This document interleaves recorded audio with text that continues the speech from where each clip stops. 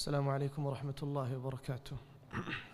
بسم الله الرحمن الرحيم. الحمد لله رب العالمين، وأفضل الصلاة وأتم التسليم على سيد خلق الله أجمعين وعلى آله وصحبه ومن صار على سبيله ونهجه واستنى بسنته وقتفى أثره بإحسان إلى يوم الدين وسلم تسليما كثيرا. أما بعد.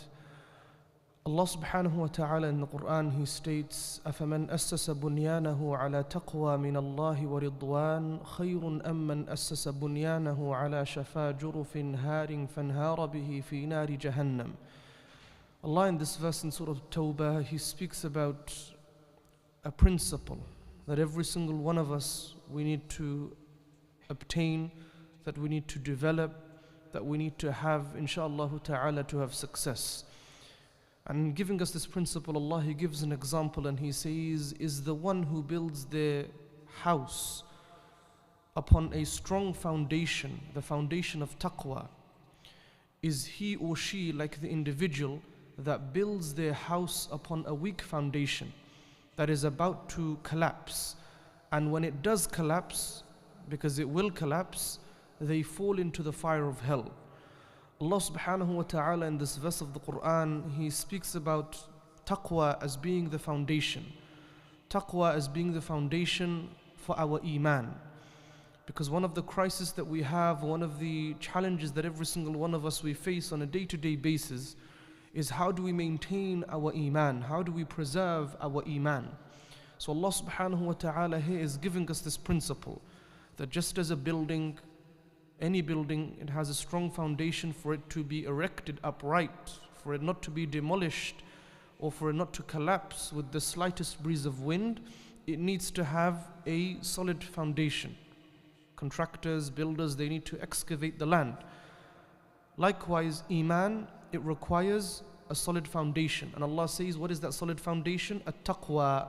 At-taqwa. For that reason, at-taqwa, whoever possesses this cornerstone of taqwa in their life, they are the most successful. So in a marriage, in a family, people working in the corporate world, in anything, if a person has the cornerstone of taqwa as the foundation, then they will be successful bi'idhnillahi ta'ala. At-taqwa. What is at-taqwa? At-taqwa, as the scholars they mention, has a number of different interpretations. It has a number of different interpretations, a number of different tafasir. But in general, when you look at all of those tafasir, what it means is that you have knowledge of Allah subhanahu wa ta'ala, that you're aware of Allah subhanahu wa ta'ala, that you're conscious of Allah subhanahu wa ta'ala. So now the question arises, I know what taqwa is. How do I instill it within myself? How can I build taqwa within myself? What is it that I can do to develop this foundation, this cornerstone of taqwa in myself? There are a number of different ways that we can find within the Quran and within the Sunnah. But one of the greatest ways that Allah subhanahu wa ta'ala shows us the way that we can build taqwa and have this foundation and stabilize it within ourselves is through knowledge of Him Jalla fi'ula. That you know Allah subhanahu wa ta'ala. And that's why time and time again Allah subhanahu wa ta'ala, when He speaks about knowing Allah subhanahu wa ta'ala, He does so in this context. The context is that you know Allah subhanahu wa ta'ala so that you can build this foundation. And that's why Sheikh Islam Ibn Taymiyyah rahimahullah ta'ala, he said, when he looked at the verses of the Quran, he said the verses that speak about Allah subhanahu wa ta'ala, they outnumber the verses in the Quran that speak about food and drink and marriage. Because everybody, Muslim, non-Muslim, it is part of mundane life to eat and drink, and people marry and they have relationships. But knowledge of Allah subhanahu wa ta'ala, those ayat, those verses in the Quran, they outnumber the verses that speak about food and drink and marriage. Because it is through knowing Allah subhanahu wa ta'ala that you will develop that love for Allah subhanahu wa ta'ala. So Allah subhanahu wa ta'ala in many places in the Quran, He states that we should know Him Jalla fi'ula. اعلموا أن الله شديد العقاب وأن الله غفور رحيم. Know that Allah subhanahu wa ta'ala is the most severe when it comes to punishment, and know that He is the most forgiving, the most merciful. In fact, the scholars of Islam, they say one of the reasons that Allah subhanahu wa ta'ala, or the main reason that Allah sent this religion, revealed the Quran, sent the Prophet sallallahu alaihi wasallam with His guidance is so that we can worship Him Jalla fi ula. Allah created us for that objective. وَمَا خَلَقْتُ الْجِنَّ وَالْإِنسِ إِلَّا لِيَعْبُدُونَ. I have not created mankind or jinn except that they should worship me. In Surah Al-Dhariyat, Allah tells us our maqsad, our objective, having been sent upon this earth. But at the same time, the scholars, they say there is another benefit here, or another objective that Allah subhanahu wa ta'ala, He created us. So number one, Allah created us that we should worship Him, but the scholars, they say there is another reason that Allah has created us, and that is so that we can know Allah subhanahu wa ta'ala, that we know who He is Jalla fi ula. As Allah says in the Quran, لِتَعْلَمُوا, so that they can know أَنَّ اللَّهَ عَلَى كُلِّ شَيْءٍ قَدِيرٌ, that Allah subhanahu wa ta'ala is the one who has ability, strength over everything. Knowing Allah subhanahu wa ta'ala. And that's why in the Quran, when you look at the verses of the Quran, Allah subhanahu wa ta'ala, He gives two types of signs. One of them are those signs that relate to the Quran. So for example, when Allah subhanahu wa ta'ala, He speaks about the Quran and the concepts of the Quran, like Yawmul Qiyamah and the resurrection, this is a type of sign. This is a type of sign. But there is another type of sign that Allah subhanahu wa ta'ala alludes to in many places in the Quran, and those are ayat al-kawniyya, the signs that are universal. So when Allah subhanahu wa ta'ala, He speaks about greenery, Allah speaks about sending down rain, Allah speaks about plants growing, and Allah giving life to the dead in terms of crops. Allah subhanahu wa ta'ala, He speaks about the sun and the moon, وَسَخَّرَ الشَّمْسَ وَالْقَمَرَ كُلٌّ يَجْرِي لِأَجَلٍ مُسَمَّى. The sun and the moon, each of them have their own course that they have to take. So Allah subhanahu wa ta'ala has both signs in the Quran. Why? The objective is to know Allah subhanahu wa ta'ala. Why do we need to know Allah subhanahu wa ta'ala? Because it is through knowledge that makes manifest your love for someone or something. So for those of us who are married, or for those of you who are married, who are the most beloved people to you? Your spouse, your children, your parents. Why? Because you know most about them. Perhaps before marriage, if you never knew your spouse, perhaps if I were to ask you that question, who do you love the most, you wouldn't say your spouse. But after marriage, when you get to know someone, when you meet someone, the more knowledge you have of them, they are the most beloved to you. And you never become bored of their company. Or at least I hope you don't become bored of their company. But it is through knowledge. Through knowledge. So the more you have knowledge of Allah subhanahu wa ta'ala, وَلِلَّهِ الْمَثَلُ الْأَعْلَى, Allah has the highest of examples. The more you know of Allah subhanahu wa ta'ala, the more Allah subhanahu wa ta'ala becomes beloved in your eyes. And what is the best way of knowing Allah subhanahu wa ta'ala? It is through His names and His attributes. So all of this that I've mentioned to you, because some people might be thinking we came to the class and it's about the names of Allah subhanahu wa ta'ala and He hasn't mentioned a single name yet. What I've mentioned to you is like an introduction. It is like a prelude on before we go on to the names of Allah subhanahu wa ta'ala. It is something that every single one of us needs to know. Why do we dedicate time? Why do we need to learn about the names of Allah subhanahu wa ta'ala? Is it simply 99 names that we memorize? And inshallah we're going to come on to this issue of 99 names bi'idhnillahi ta'ala. But knowledge of Allah subhanahu wa ta'ala, knowing Allah subhanahu wa ta'ala, because many of us will say, yes, we know Allah subhanahu wa ta'ala. Do we not pray 5 times a day? Do we not worship Him Jalla fi ula every single day? Did we not fast the month of Ramadan? Why did we fast the month of Ramadan? If we never knew Allah subhanahu wa ta'ala, we would have never fasted. So this is what our stance is, or this is the way that we think. But truly knowing Allah subhanahu wa ta'ala means that you know what those names of Allah subhanahu wa ta'ala entail. Jazakallah khair. What those names entail. Meaning that you are able to differentiate and distinguish between two names of Allah subhanahu wa ta'ala that from the apparent, zahir, it is similar. Or they look the same, but they have a difference in their meaning. As an example, Ghafoor and Rahim. When we look at the translation in the Quran, or we look at any translation, we see that they both have connotations of mercy. Allah is the most merciful. Is there a difference between the two? Clearly there must be, because Allah subhanahu wa ta'ala has given two names, Ghafoor and Rahim, Al-Muhaymin and Al-Hafidh. Both of them what do they refer to? Protection. Protection, safeguarding, whatever you want to define it as, they both are translated in that way. However, is there a difference? Having knowledge of Allah subhanahu wa ta'ala will entail you or give you that tool to be able to differentiate bi'idhnillahi ta'ala between those names that perhaps upon the apparent, superficial, they look the same. But when you truly understand them or you go deeper in depth, tafsil, you look at it in detail, you will see that there is a difference. There is a difference. So one of the objectives that we have, and by the way, this is just an introduction to the class, so we're not going to be taking any issues or any names today. But the whole objective that I wanted to make this first class an introduction is so that every single one of us, we appreciate why we have these sorts of classes or why we study these sorts of topics.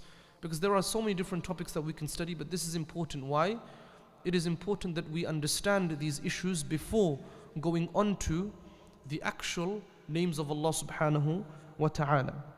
So knowing Allah subhanahu wa ta'ala, being able to differentiate between two names that can be similar from the outset, but internally or in depth, when you look at it, there is much difference between them.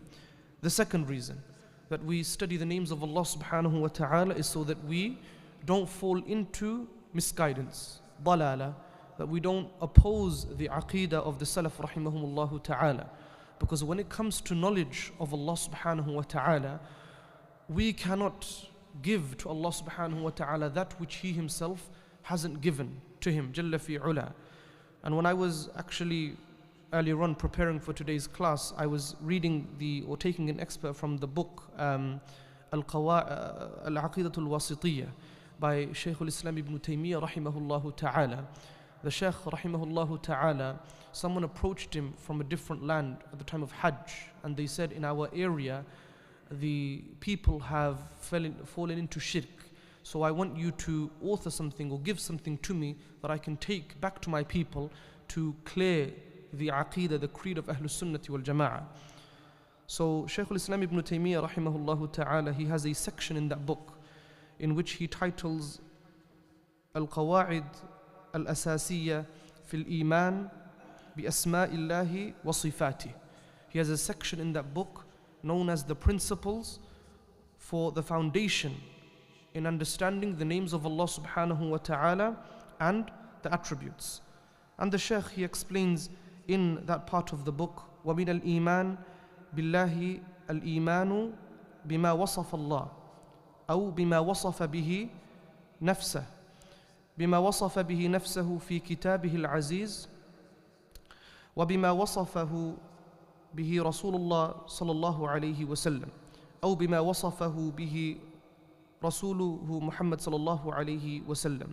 So the Shaykh, he says in this part of the text, he says that part of Iman, part of faith in Allah subhanahu wa ta'ala is that we believe and we have certainty that we affirm for Allah subhanahu wa ta'ala regarding Himself how He Himself described Himself, Jalla fi ula.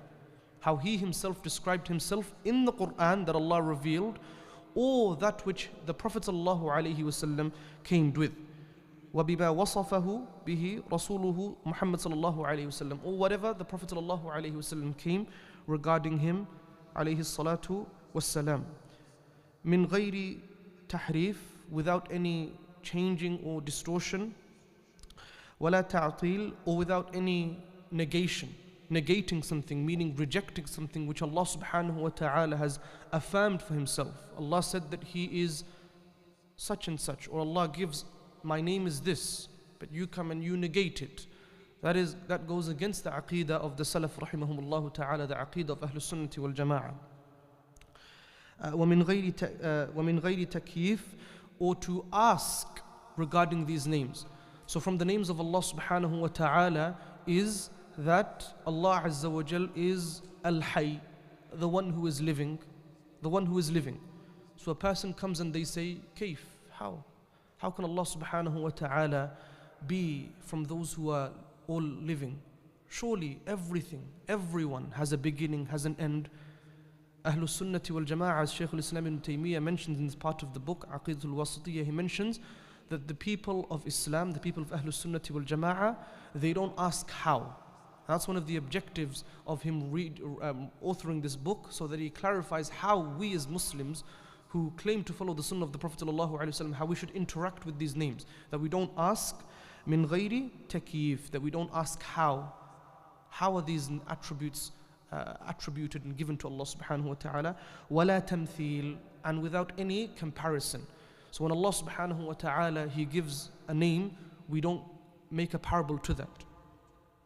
And then he continues, the Shaykh rahimahullah ta'ala, بَلْ يُؤْمِنُوا بِأَنَّ اللَّهِ, but rather the believers are those who believe in Allah subhanahu wa ta'ala, لَيْسَ كَمِثْلِهِ شَيْءٍ وَهُوَ السَّمِيعُ الْبَصِيرُ. And then the Shaykh brings a verse of the Quran and he says, just like how Allah subhanahu wa ta'ala, He says in the Quran, there is nothing like Him, لَيْسَ كَمِثْلِهِ شَيْءٍ, there is nothing that can be compared to Him, nothing like Him, وَهُوَ السَّمِيعُ الْبَصِيرُ, and He is the one who is all hearing and the all seeing. So I've just taken a snippet from the book, but this is one of the objectives of learning the names of Allah subhanahu wa ta'ala and the attributes of Allah subhanahu wa ta'ala. And that is so that we know how we interact, because this isn't like salah in the sense or buying and selling. The salah, a person, dhuhr prayer, misses a rak'ah. What do? Okay, you can make the rak'ah end and do a sajdat sahu and everything's okay. La. This is not like the prayer. This is aqidah. And so if a person's aqidah isn't salim, isn't correct, then on Yawmul Qiyamah everything is going to be destroyed. Regardless of how much times they prayed, regardless of how much good deeds they have. How many times did Allah subhanahu wa ta'ala tell us in the Quran, مَنْ عَمِلَ صَالِحًا مِّن ذَكَرٍ أَوْ أُنْثَى وَهُوَ مُؤْمِنٌ, whoever does a good deed, مَنْ عَمِلَ صَالِحًا, whoever performs a good deed, and whether they be male or female, and they're a Muslim. So as the scholars they say, before any good deed, one of the prerequisites for any good deed to be accepted by Allah subhanahu wa ta'ala, it has to fulfill the condition of Islam. So a person can fast with us 18 hours in the month of Ramadan, and for them it's just intermittent fasting. For them it's just a plan to lose weight or a diet plan that they have to follow, and they say, I'm going to fast with the Muslims. Will they receive reward from Allah subhanahu wa ta'ala? No. They may receive reward in the dunya, they may lose a few kgs, few pounds, but that's it. In Yawmul Qiyamah they're going to come, they're not going to find anything. Why? Because you haven't fulfilled the prerequisite, which is Islam. A person can stand at the back there in that corner, and once the Imam has made the Takbiratul Ihram, they can join. They can pray, they can follow the Imam, but for them there is no reward. For them there is no reward, because they haven't fulfilled that condition of Islam. They haven't fulfilled that condition of being a Muslim. And so that's why we study the names of Allah subhanahu wa ta'ala, because as the Shaykh said, we ascribe to Allah subhanahu wa ta'ala what He Himself ascribed, and we don't go beyond that. But you will learn, inshallah ta'ala, or come across groups that came before, and these ideologies are somewhat apparent today even, that oppose this aqeedah, that will oppose the aqeedah of Ahlus Sunnati wal Jama'ah. Different groups that emerged, that they changed, as the Shaykh mentioned, no distortion, no negation, no comparison, no asking how. There are different groups that came, they did these things. They negated, they distorted, they made ta'weel in their own interpretation. Allah subhanahu wa ta'ala has a hand, Allah has two hands. Okay, that doesn't mean hands, it means power, it means aid, it means support. Okay, where did you get this interpretation? It doesn't go with our logic that Allah has a hand, because we have a hand. And so this is where problems arise, because you've gone against the aqeedah of Ahlus Sunnati wal Jama'ah.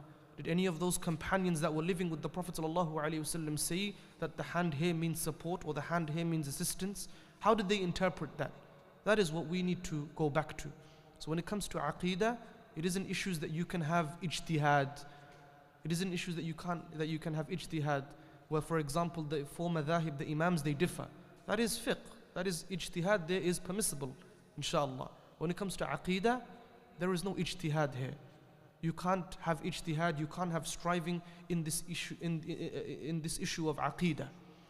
In fact, the scholars, the companions, they don't differ in issues of aqeedah, Ahlus Sunnati wal Jama'ah, with the exception of a few issues. There are 5 or 6 issues, 7 issues perhaps, you can count them on your fingers, literally, that the scholars they differed. And their difference or their differing isn't major, it is minor. So point number 2 is, we learn the names of Allah subhanahu wa ta'ala so that we understand how to correctly understand these names, because this is aqeedah at the end of the day. And I've mentioned to you a part of Sheikh Islam Ibn Taymiyyah's book, Aqidatul Wasitiyya. I've taken a snippet from there. And inshallah ta'ala, throughout the class, throughout the series, we will inshallah take some more benefits from this book. And just like the previous class that we did here, Rihla ila al-akhirah, journey to the hereafter, again, an issue of aqeedah. It is an issue of belief. There is no ijtihad. I think this is going to happen, or I think this is not going to happen. No, whatever's there has been prescribed, has been given to us, and there is no interpretation of your intellect. Whatever came to you from the Prophet ﷺ in the Quran, you accept that, and we stop there. So in terms of the setup of the class, whilst we're on this issue of the aqeedah, is that we will sometimes take a methodological approach, in the sense that it will be sometimes studious, like we did before in the previous series. When we wanted to study a hadith, we looked at the rawi, the narrator, the matan, the text. We looked at, for example, the conditions for a hadith that it has to meet for it to be authentic. Different issues, okay? A methodological approach. And sometimes in that previous series, we also just looked at issues that can give us that spiritual upliftment, that can soften our hearts. Al-Raqa'iq, Yawm al-Qiyamah, the questioning, paradise, the fire of hell. How do we make our scales heavy when it comes to the weighing of those deeds on Yawm al-Qiyamah? So the similar concept or the similar style will follow in this series, inshallah ta'ala, in the sense that it's not going to be a single book that we study, but we'll take, inshallah ta'ala, certain parts from different books, and inshallah ta'ala have the lessons like that. And some lessons will be more methodological, more studious if you like, and some of them will be more heart softeners, inshallah ta'ala. Point number 3, why we study the names of Allah subhanahu wa ta'ala is to understand the qawa'id, the principles in which Allah subhanahu wa ta'ala, He gave those names to us. So for example, in the Quran, when Allah subhanahu wa ta'ala gives an attribute to Himself, not necessarily will you be able to take a name from the attribute. What do I mean here? Meaning Allah gives Himself a description, a sifat. Allah gives Himself a description.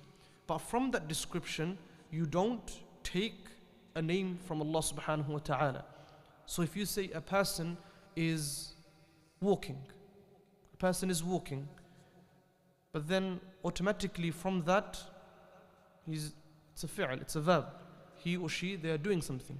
Yamshi, tamshi, he or she, they're walking. It's a verb, okay? It's a description, they're walking, okay?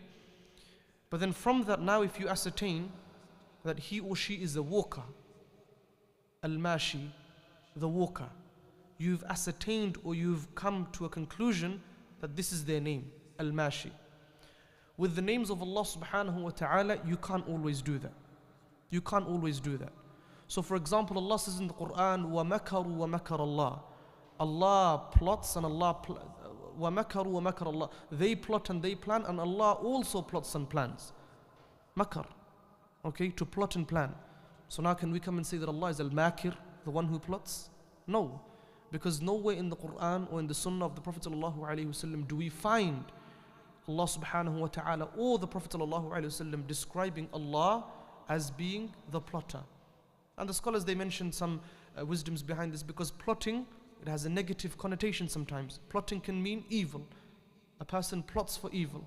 And hence, to raise Allah subhanahu wa ta'ala, glory be to Him Jalla fi'ula, we don't give Allah that name. We don't find it, and because of that negative connotation, we don't mention that. But we mention that Allah subhanahu wa ta'ala has that characteristic of plotting and planning against whomsoever He wills, His enemies, the disbelievers. Okay? So that is point number 3. One of the objectives of studying the names of Allah subhanahu wa ta'ala. And with that, inshallah ta'ala, we're going to come to the end. But just before we come to the end, the final point that I want to give, if there's any questions, because I believe the Slido has been set up now. The key word is 99 names. So it's 99 and then names without any space, with an S at the end. Why are there 99 names? the title stems from the hadith of the Prophet ﷺ collected in the Sahih al-Bukhari. إن لله تسعة وتسعين أسماء من أحصاها دخل الجنة. The Prophet ﷺ said in this hadith, narrated by Abu Hurairah radiallahu ta'ala, and verily Allah subhanahu wa ta'ala, He has 99 names. Whoever memorizes them, they will enter into paradise. Imam Tirmidhi, he also has another hadith, similar. Abu Hurairah again is the rawi, is the narrator of the hadith, but he has an addition in the middle of the hadith. Mi'ah أو مئة إلا واحد, 100 minus 9. So Imam Tirmidhi's version is, the Prophet ﷺ said, verily Allah has 99 names, 100 minus 1. إن لله تسعة وتسعين أسماء أسماء مئة إلا واحد, 100 minus 1. من أحصاها, whoever memorizes them, دخل الجنة, will enter into paradise. So there's that addition there. And that could be the Prophet ﷺ explaining, or a different time in which the Prophet ﷺ never mentioned that in one time, and he mentioned it in different time, that addition, 100 minus 1. But the Prophet ﷺ, just to make things clear, that it is 100 minus 1. This hadith doesn't limit the names of Allah subhanahu wa ta'ala to 99. Because if every single one of us were now to sit here, and we were to sit here throughout the day and the night, and we were to come up with all the names that we can find in the Quran and in the authentic hadith of our Prophet sallallahu alaihi wasallam, it would be more than 99. But what the hadith mentions is that Allah has 99 names. Is it mujarrad, just 99? La. There are more. But the hadith mentions 99 names. In the sense, it is a motivation, an incentive for every single one of us that we should try to memorize 99 names from the names of Allah subhanahu wa ta'ala, so that we can enter into paradise. That is a point that we need to bear in mind. Allah's names are not limited to 99. There are more. There are more. In fact, there are names that Allah subhanahu wa ta'ala hasn't given to us. How do we know? Inshallah ta'ala, we're going to discuss this topic in further detail in the next class, bi'idhnillahi ta'ala. So even before, just before we conclude, inshallah ta'ala, as to what the upcoming classes will entail, inshallah ta'ala, next week when we go into more detail, we'll look at some of the issues pertaining to the names of Allah subhanahu wa ta'ala that Ahlul Sunnati wal Jama'ah, they affirm, and what the other deviant groups, where they went wrong, where they went astray, and how we need to have the correct aqeedah, the correct understanding. What is the correct understanding pertaining to the names of Allah subhanahu wa ta'ala? So perhaps we will have 1 or 2 classes, maybe even 3, depending on how much we can cover, before we move on to the actual names of Allah subhanahu wa ta'ala. So inshallah ta'ala, with that we'll conclude bi'idhnillah. Barakallahu feekum. Before we take the questions, in terms of the class timing, inshallah ta'ala, because Salatul Maghrib is getting later, and it's going to continue to get later, the class will start at 7:30 from next week. It will be 7:30 inshallah ta'ala next week, just so you're not left in a limbo, in the sense that if we finish before, you don't know whether to leave or whether to stay, because it's going to be a bit of a gap. So we're going to start at 7:30 inshallah, and take it just before, maybe 20-30 minutes before Salatul Maghrib inshallah ta'ala, depending on how much we can do, and then inshallah we'll conclude there. So 7:30 from next week bi'idhnillahi ta'ala. Barakallahu feekum. If there's any questions inshallah from the floor, we can take them, and then we can go into the Slido app inshallah. Yes, akhi. The name is 99, the hadith you say is you go to paradise, you should know it with the meaning, or just you make half of the name? Barakallahu feek. So when it comes to the names of Allah subhanahu wa ta'ala, like I said, everything has to be taken into context, you know. So for example, in the previous series, sorry, let me repeat the question. The brother said the 99 names of Allah subhanahu wa ta'ala, the hadith mentions to memorize them. Is it just simply memorization that will take you to paradise, or does it come with meaning? Correct? Yeah. So even in the previous series, when we spoke about certain deeds will get you into paradise, and certain deeds, if you do this and this, it will get you into paradise, there is a context to it. So we know that the Prophet ﷺ, he said, whosoever recites Ayatul Kursi after every prayer, what is their reward? What is their reward? If they die, they go to paradise. Meaning, if he or she, all that's between them and paradise is death. They just have to die, because you can't enter into paradise in this dunya. Correct? But there is a context to that. Because if the person oppressed other people, they stole, they did dhulm, there's going to be issues on Yawmul Qiyamah. There has to be accountability for that. Because Allah subhanahu wa ta'ala, from His names, is that He is Al-Adl, the one who is the most just. Not the just, the most just. Meaning the most justice comes from Allah subhanahu wa ta'ala, and there's no one who can give greater justice than Allah subhanahu wa ta'ala. So there's a context. So a person can sin, a person can do all sorts of evil. A person could even be a disbeliever and they memorize the names of Allah subhanahu wa ta'ala. That doesn't guarantee that they're going to enter into paradise. But the hadith mentions, man ahsaha dakhal al-jannah. The word ahsaha, to memorize, it means to understand them. Number one. Number two, it means to internalize them. What does internalize mean? To apply them, make tatbiq in your life. So one of the objectives here when it comes to softening our hearts is that sometimes we find ourselves in various situations. Sometimes those situations are of ease. We're having a nice time, we're enjoying ourselves, life is comfortable. And sometimes we find ourselves in difficult situations, in difficult circumstances in which things are hard for us. We're going through trials and tribulations. In any situation that we find ourselves, whether it be ease or difficulty, there is a name of Allah subhanahu wa ta'ala that conforms, matches our situation. But how many of us actually turn to the names of Allah subhanahu wa ta'ala at that time, at that point? So it isn't simply memorization, but rather understanding, rather internalizing, using the names of Allah to make dua to Him Jalla fi'ala. And this is another issue that we will discuss. Making dua to Allah using the names. Which names do I use? Is that okay? Barakallahu fiqh. Anyone else?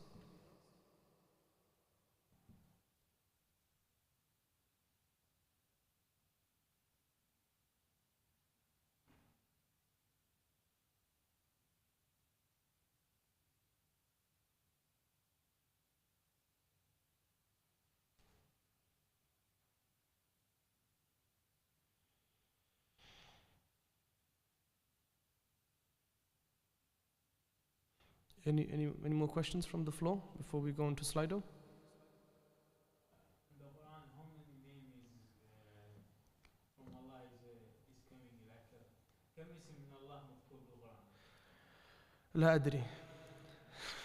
You'd have to count. You'd have to go through. There's so many names of Allah subhanahu wa ta'ala in the Quran. Even if you look at the Quran, like I said, and the Sunnah, أكثر من 99. It is more than 99. Definitely. That's why if you look at the Sunnah, if you look at the Quran, more than 99. More than 99. Okay? Anyone else? Okay, so there's a question here. Do you go straight to paradise if you know the names of Allah subhanahu wa ta'ala? So we've answered that question before. That's clear with everyone, okay? The second question is it compulsory to memorize the 99 names of Allah subhanahu wa ta'ala by heart? It's not compulsory. The Prophet sallallahu alaihi wasallam never made it from the 5 pillars of Islam that you have to memorize the names of Allah subhanahu wa ta'ala. Rather, the Prophet sallallahu incentivized, meaning that if you do memorize 99 names from the names of Allah subhanahu wa ta'ala, you will enter into paradise with the condition you implement them, internalize them in your life, you understand them, okay? So it isn't a condition, no. It isn't compulsory either, okay? So it is recommended from the hadith of the Prophet ﷺ, and the hadith is authentic. It's reported by, or collected by Sahih al-Bukhari. What is the best way to implement the names of Allah subhanahu wa ta'ala in our everyday life? So when it comes to implementing the names of Allah subhanahu wa ta'ala, again, this is something that we will come on to inshallah ta'ala. And it isn't, for example, because the names of Allah, they are different. Okay, so they all have different interpretations, different connotations. But how do we make tatbiq, application of those names? It is when you truly understand that Allah subhanahu wa ta'ala is in control. Number one, Allah is in control of every state of affair. As Allah says in the Quran, قُلْ لَن يُصِيبَنَا إِلَّا مَا كَتَبَ اللَّهُ لَنَا. Any calamity, say to them that any calamity that strikes us, any calamity, it is from Allah subhanahu wa ta'ala. When you understand that Allah subhanahu wa ta'ala is in control of times of ease and times of difficulty. As Allah mentions upon the tongue of Sulaiman alayhi salatu wasalam, because he is a prophet of Allah. In the Quran we see, he doesn't go through hardship, he doesn't go through difficulty, but rather what does Allah test him with? With ease. So Allah gives us both sides of the spectrum, difficulty and ease. لِيَبْلُوَنِي أَأَشْكُرُ أَمْ أَكْفُرُ. As Allah says in the Quran that Sulaiman, he said, this is all a test. Even when you have comfort in your life, that is a test from Allah subhanahu wa ta'ala, just as the individual who's going through difficulty and hardship in their life. Why? لِيَبْلُوَنِي, so that Allah can test me. لِيَبْلُوَنِي أَأَشْكُرُ أَمْ أَكْفُرُ, whether I'm going to be grateful or ungrateful to Allah subhanahu wa ta'ala. It is a test from Allah subhanahu wa ta'ala. Okay, so number one, understanding Allah is in control. Number two, finding the names of Allah subhanahu wa ta'ala that correspond to your situation and making dua to Allah subhanahu wa ta'ala using those names. So for example, you are someone who is going through illness. The doctors have diagnosed you with a severe type of illness. From the names of Allah subhanahu wa ta'ala is Ash-Shafi, the one who cures. So you don't ask Allah subhanahu wa ta'ala with any name, you specify that name. Ash-Shafi, O the one who cures, cure me, or cure us, or cure me, cure the pain that I'm going through. Using that name, you have to go through the names of Allah and you have to find the names of Allah. But you can only do that if you know the names of Allah. If you don't know, then you don't know. For example, a misconception amongst the Muslims is that they think that from the names of Allah is As-Sattar. There is no name of Allah subhanahu wa ta'ala as As-Sattar. The correct name is As-Sittir, the one who conceals. But you can only do that how?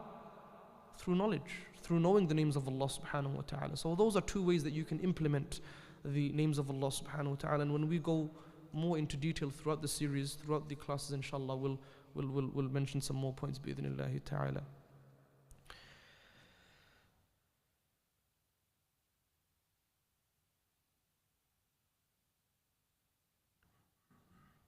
How many names of Allah will you be talking about per lesson, and will you be going into depth of the meaning and how to implement them in your dua? So in terms of the number of names that we'll cover in the lesson, it will depend.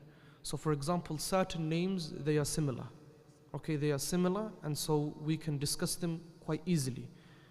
Okay, so for example, Ghafoor al-Rahim, they're very similar, but there is a difference.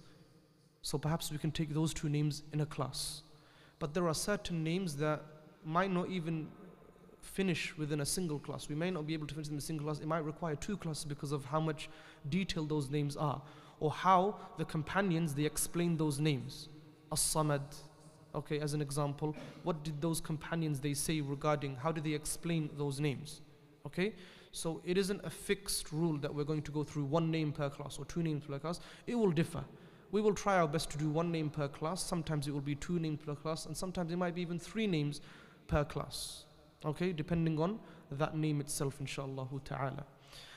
With regards to going into depth, yes, inshallah, we will try. Like I said, if we take a name per class, then inshallah we will go into somewhat depth, bi'idhnillahi ta'ala.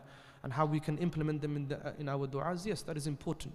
Because we have the knowledge, but then if you have the knowledge, you know the names of Allah, you memorize them all, you understand them, but there's no internalization, there's no application. You're going through difficulty and you're going through hardship, you don't call upon Allah subhanahu wa ta'ala. You go to the grave and you ask the inhabitants of the grave, what benefit is you knowing the names of Allah subhanahu wa ta'ala? It's like the disbeliever, they come and they memorize these 99 names. What benefit is there? Allah subhanahu wa ta'ala showed you His signs in those names, and you are blinded from those signs. So how is it going to benefit you? So it is important, yes, inshallah ta'ala, we will discuss how a person can utilize the names of Allah subhanahu wa ta'ala through dua. How would you go about approaching aqeedah itself as a student? So when it comes to aqeedah, it is extremely important that you take it in stages. So when you look at the books that have been authored in the field of aqeedah, they are of different levels. So for example, you have books at the beginning level. The beginner level, the student, they have a set of books. Then you go up another marhala, another level, there is another book. And then you go up another level, there is another book. Just like any other science. In fiqh, you study a madhab or a book in that madhab. And then you study perhaps, that's a primer text. Then perhaps you study a more advanced text. And then perhaps you go on to comparative fiqh, level 3, in which you look at the different madhahib and you try to compare between the three or four, the four madhahib. If a person starts with the comparative fiqh initially, they're going to be confused. Okay? Same thing with aqeedah. So when we have the books of aqeedah, they are of different levels. So for example, there is a book in aqeedah which are basic. So for example, certain books of aqeedah, it will just bring the concept for you. There is no athar no evidence, no adilla, nothing like that. The concept is there. So from what I can recollect, there's a book called Matan al-Aqdi, a text in Aqidah, a basic text in Aqidah. For example, Kitab al-Tawheed, which is just basically the Shaykh, he, rahimahullah ta'ala, he brings a number of different issues, and he brings a verse of the Quran, and he brings a hadith, and he brings the concept. That's it. Very rarely will he bring an explanation. But then you go up a level, and then you see Kitab al-Tawheed explained by some scholars. So some scholars, they came later on, and they explained some of the points in Kitab al-Tawheed. And then you can go up another level. So for example, a level higher would be Aqidatul Wasatiyya by Sheikh Islam Ibn Taymiyyah rahimahullah ta'ala. And for example, the kitab by the Hanafi Imam al-Tahawi rahimahullah ta'ala, Aqidat Tahawiyya. And there's different books in that field. I'tiqad A'immatu Ahlul Hadith, the Aqidah, the creed of the people of Hadith. There's different books there. So you take it up a notch, inshallah ta'ala, but you have to start with basics. So you start with those basic books, maybe Kitab al-Tawheed, something which is basic, and then you look for an explanation that you find comfortable to read, and then you slowly build yourself up, inshallah ta'ala. The same with fiqh, the same with hadith, the same with every science. The Quran, does a person go and start learning the qira'at straight away, even though they don't even know alif, ba, ta, tha? They start with the Arabic alphabet, learn perhaps a few surahs of the Quran, memorize Juz Amma, memorize the Quran, then they start focusing on tajweed and looking at the different areas of tajweed. You take it in stages, tadarruj. You take it in stages, and inshallah ta'ala you will see that you actually benefit when you do so. But when you start mixing and you start the wrong way and you start from an advanced level, that's when you see that your knowledge is all over the place, if you like. So take it in stages, bi'idhnillahi ta'ala.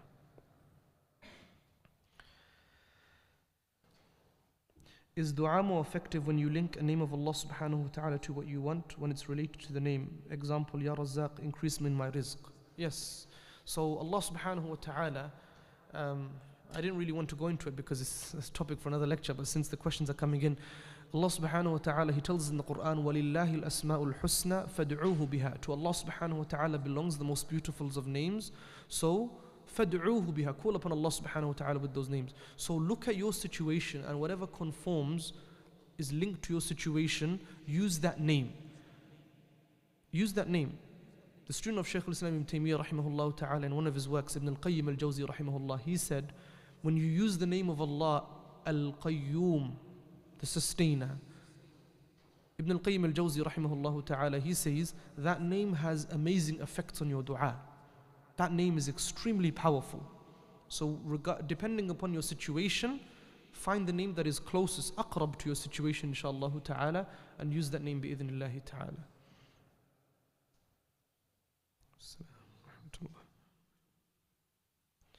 And so I think that's the last question on Slido. Yeah, so that's the last question, inshallah ta'ala. So we're going to conclude here. Jazakumullahu khair. May Allah subhanahu wa ta'ala bless you all. Sallallahu sallam ala nabina Muhammad wa ala alihi wa sahbihi ajma'in. Wassalamu alaikum wa rahmatullahi wa barakatuh.